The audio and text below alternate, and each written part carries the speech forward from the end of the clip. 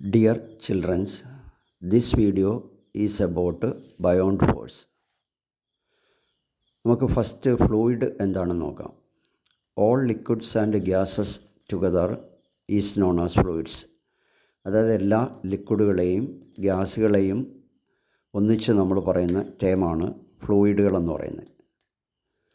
ഇനി ഒരു ഫ്ലൂയിഡിലിരിക്കുന്ന ഒബ്ജക്റ്റിൽ ആക്ട് ചെയ്യുന്ന രണ്ട് ഫോഴ്സുകൾ, the two forces acting on an object in a fluid. First one, the downward force on the object, which is its weight. അതായത് ഒരു downward force ആ ഒബ്ജക്റ്റിൽ act ചെയ്യുന്നുണ്ട്. അത് യഥാർത്ഥത്തിൽ ആ ഒബ്ജക്റ്റിൻ്റെ വെയ്റ്റാണ്. Second, the upward force exerted by the fluid on the object. രണ്ടാമത് ഫ്ലൂയിഡ് ആ ഒബ്ജക്റ്റിൽ മുകളിലേക്ക് കൊടുക്കുന്ന ഒരു force, upward force. These are the two forces acting on an object in a fluid. First one, the downward force on the object which is its weight. Second one, the upward force exerted by the fluid on the object. Next നമുക്ക് എന്താണ് buoyant force എന്ന് നോക്കാം. When an object is fully or partially immersed in a fluid, the fluid exerts an upward force on the object and it is called buoyant force. അതായത് ഒരു ഒബ്ജക്റ്റിനെ ഫുള്ളായിട്ടോ അല്ലെ പാർഷ്യലായിട്ടോ ഒരു ഫ്ലൂയിഡിനകത്ത് immerse ചെയ്യുമ്പോൾ ആ ഫ്ലൂയിഡ് ആ ഒബ്ജക്റ്റിൽ അപ്വേർഡിലേക്ക് കൊടുക്കുന്ന ഫോഴ്സാണ് നമ്മൾ ബയോണ്ട് ഫോഴ്സ് എന്ന പേരിൽ അറിയപ്പെടുന്നത്. അതായത് ഒരു ഒബ്ജക്റ്റിനെ നമ്മൾ ഇപ്പോൾ എക്സാമ്പിളായിട്ട് ഒരു സ്റ്റോൺ ഇപ്പോൾ നമ്മളൊരു വാട്ടറിലേക്ക് ഇമ്മേഴ്സ് ചെയ്യുന്നു. അപ്പോൾ ആ വാട്ടർ ആ സ്റ്റോണിൽ മുകളിലേക്കൊരു ഫോഴ്സ് കൊടുക്കുന്നുണ്ട്. അതുകൊണ്ട് ആ സ്റ്റോണിൻ്റെ വെയിറ്റ് കുറയുന്നതായിട്ട് നമുക്ക് കാണാൻ പറ്റും.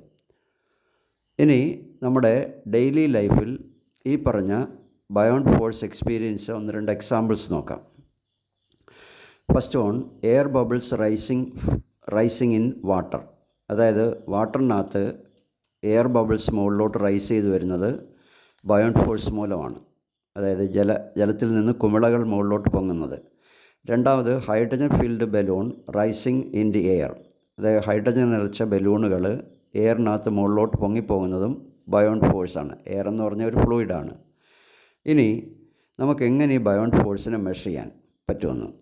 When an object is in a fluid, the buoyant force experienced by the object is equal to the loss of weight of the object.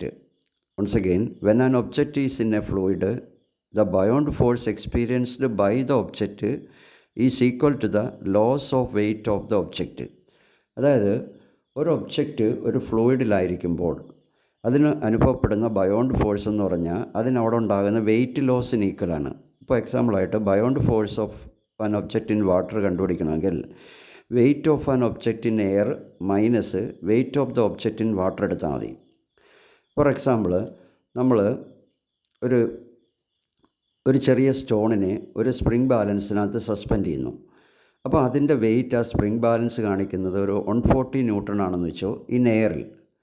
അതേ സ്റ്റോണിനെ തന്നെ നമ്മൾ ഒരു ബക്കറ്റ് എടുത്തിരിക്കുന്ന വാട്ടറിനകത്തേക്ക് ഇമ്മേഴ്സ് ചെയ്യുമ്പം ആ സ്റ്റോണ് അതിനകത്തെ വെയിറ്റ് കാണിക്കുന്നത് ഒരു 90 ന്യൂട്ടണുമാണെന്ന് വെച്ചോ. അപ്പം എയറിൽ അത് 140 ന്യൂട്ടൺ കാണിച്ച അതേ സ്റ്റോൺ സ്പ്രിംഗ് ബാലൻസ് ആ സ്റ്റോണിനെ വാട്ടറിനകത്തേക്ക് ഇമ്മേഴ്സ് ചെയ്തപ്പോൾ അത് കാണിച്ചത് 90 ന്യൂട്ടണുമാണെങ്കിൽ അവിടെ ആ സ്റ്റോണിനുണ്ടായ വെയിറ്റ് ലോസ് എന്ന് പറയുന്നത് 140 ന്യൂട്ടൺ മൈനസ് 90 ന്യൂട്ടൺ. അതായത് wait of the stone in air minus weight of the stone in water. അത് 50 ന്യൂട്ടണാണ് ഇവിടെ കിട്ടുക. ഈ 50 ന്യൂട്ടണാണ് ആ സ്റ്റോണിനുണ്ടായ വെയിറ്റ് ലോസ്. ഈ വെയിറ്റ് ലോസാണ് യഥാർത്ഥത്തിൽ ആ സ്റ്റോൺ എക്സ്പീരിയൻസ് ചെയ്യുന്ന ബയോണ്ട് ഫോഴ്സ് എന്ന് പറയുന്നത്. ഈ ബയോണ്ട് ഫോഴ്സിനെ നമ്മൾ ബയോൺസി എന്ന ടേമിലും അറിയപ്പെടുന്നുണ്ട്. അപ്പോൾ ഇതിനകത്ത് നമ്മൾ പ്രധാനമായിട്ട് ഡിസ്കസ് ചെയ്തത് ഫ്ലൂയിഡ് എന്താണ് ബയോണ്ട് ഫോഴ്സ്, എങ്ങനെ ബയോണ്ട് ഫോഴ്സ് മെഷർ ചെയ്യാം.